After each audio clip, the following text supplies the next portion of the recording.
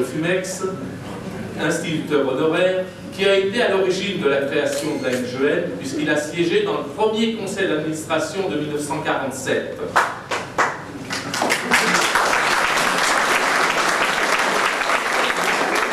Il a été aussi, en plus de ses activités de mutualiste, il a été syndicaliste, il était secrétaire général du SNI à l'époque, et puis il a été aussi président d'honneur ou membre d'honneur de la Maison de l'enseignement public, et puis actuellement il est président d'honneur, et ce n'est pas rien, de l'Union Gaulliste anécienne.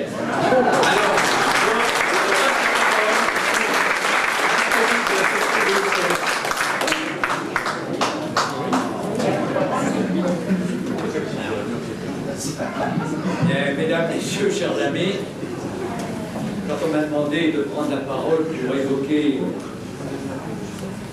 la préhistoire de la MGN, c'est-à-dire la période qui s'arrête en 1947, j'ai dit oui avec beaucoup de plaisir. Et puis, j'ai un peu regretté par la suite, parce que c'était en pleine campagne électorale. Il paraît que tout le monde a un devoir de réserve. J'ai du mal à l'observer.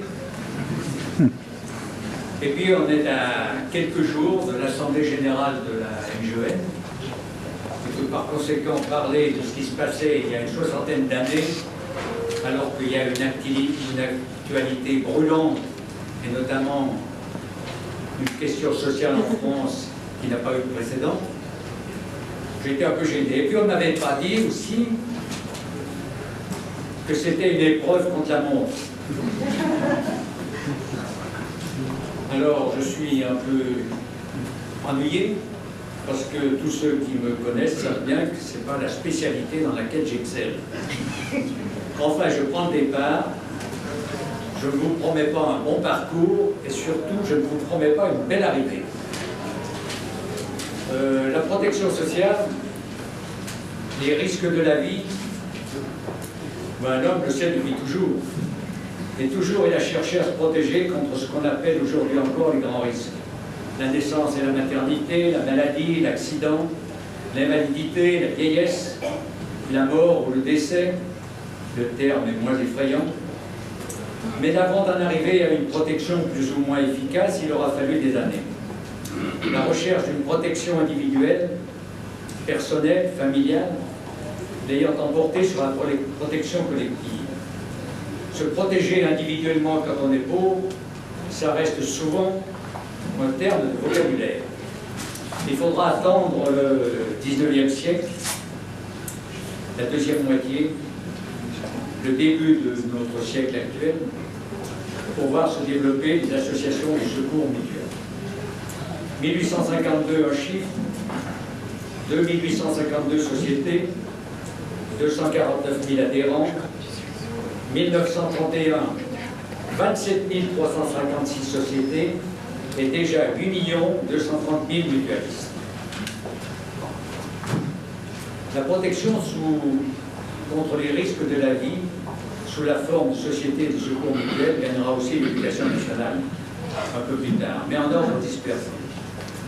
Jusqu'en 1947, des sociétés se créent, comme ça, au fil de l'histoire, mais toutes ont cette caractéristique qu'elles ne visent pas la protection globale de tous les risques, mais un risque particulier. Aussi, comme point de repère, j'ai pris l'entre-deux-guerres. Moi, je ne vous apprends rien, mais je note quand même au passage que la première moitié du siècle a connu 2 guerres, 10 ans de guerre. Alors en 1937, dans le bulletin syndical des instituteurs de l'époque, on a un avis pour les jeunes et les moins jeunes, et on leur a dit que s'ils veulent connaître une sécurité la meilleure possible, ils doivent adhérer aux organisations suivantes. D'abord, la Société de l'orphelinat de l'enseignement, une des plus anciennes. Ensuite, le secours mutuel, l'Union des sociétés de secours mutuels, qui accorde à ses membres une indemnité pour maladie ou accident proportionnée aux dépenses faites et des secours pour naissance ou décès. Du soutien mutuel.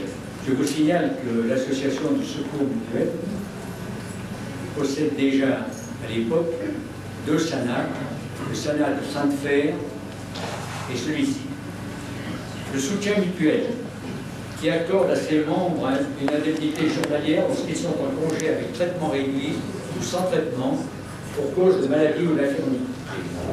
L'autonome, elle garantit à ses adhérents contre les risques de la responsabilité civile nés des accidents corporels dont peuvent être victimes ou auteurs des élèves qui leur sont confiés. Elle les assure contre les accidents dont ils pourraient être victimes eux-mêmes dans l'exercice de leurs fonctions. Enfin, elle les aide dans les procès qu'ils auraient à intenter contre les diffamateurs. Enfin, on conseille aussi d'adhérer à la MAIF, qui garantit ses adhérents contre les risques de la responsabilité civile encourus à la suite d'accidents occasionnés par les véhicules automobiles. Le nombre de sociétaires de la MAIF à l'école vous donne une idée de notre département à l'époque. Elle a à l'époque 65 sociétaires. Je crois qu'elle doit avoir 31 000, pour à peu près plus de 30 000 voitures assurées à l'heure actuelle.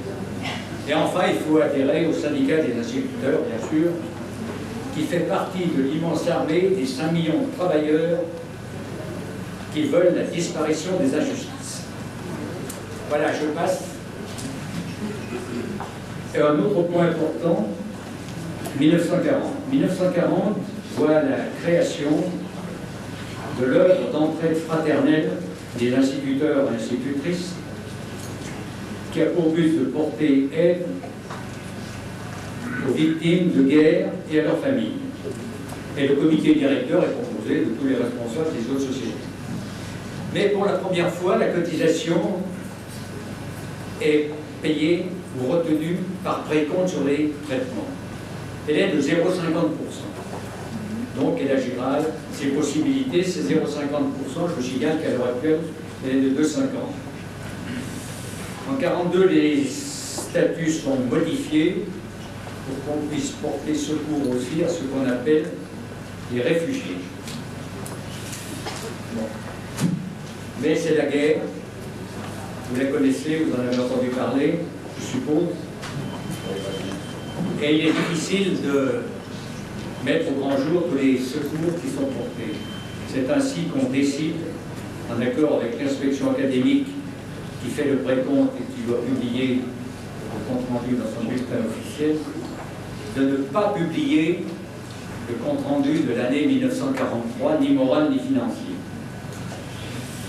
C'était une sage précaution, parce que cette publication aurait pu tomber dans des mains et sous des yeux des personnes qui ne nous voulaient pas précisément du bien. Et il y en avait pas mal à l'époque.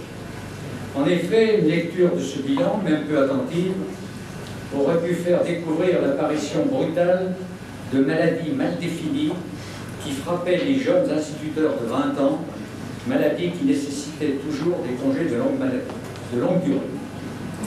Dans ces cas, l'œuvre fraternelle apportait des secours appréciables, mais bien sûr, ces secours grevaient largement et lourdement son budget.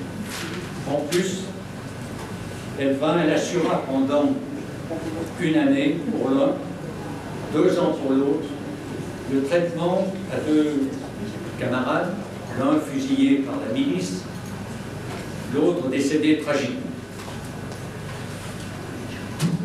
Août 1944, je passe, c'est la Haute-Savoie libérée, la liberté retrouvée, c'est l'espoir, l'enthousiasme dans tous les domaines, le grand élan est donné. Les associations dissoutes, notamment le syndicat des instituteurs et la fédération des œuvres laïques, se reconstituent et reprennent une action au grand jour. Mais déjà, tous les responsables des organisations sociales avaient tous vu que l'éparpillement des sociétés avec des responsables dans tous les coins de la Haute-Savoie avait rendu d'appréciables services, mais c'était très compliqué et l'idée de construire une société unique gagne tous les esprits. Et en 1900, donc, Une des premières activités du syndicat, c'est de créer une commission syndicale qui étudie le projet. En 3 séances, les projets seront dressés, soumis aux assemblées cantonales et départementales. Ainsi naîtra la caisse mutuelle d'entraide universitaire, projet qui est approuvé avec quelques réserves par l'ensemble des assemblées cantonales et par l'Assemblée générale constitutive de La Roche le 6 juillet 1945. Participation à l'époque croissante. Elle préfigure la MGEN, puisqu'elle groupe tous les secours. Enfin, l'année 1946 sera l'année des démarches nombreuses pour que la caisse d'entraide mutuelle universitaire devienne selon les termes opérationnels.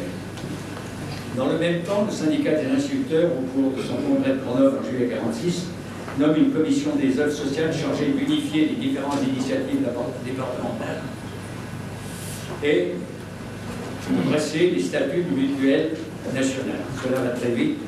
Le 8 décembre 1946, l'Assemblée générale extraordinaire à Paris. De cette assemblée naîtra la MGEN nationale et les sections départementales se mettront rapidement en place. Il est évident que nous n'avons pas eu de mal en Haute-Savoie, puisque la CMU était déjà en fonction. Et puis, dans le même temps, il n'y a peut-être pas de suite, mais je suis obligé d'y revenir,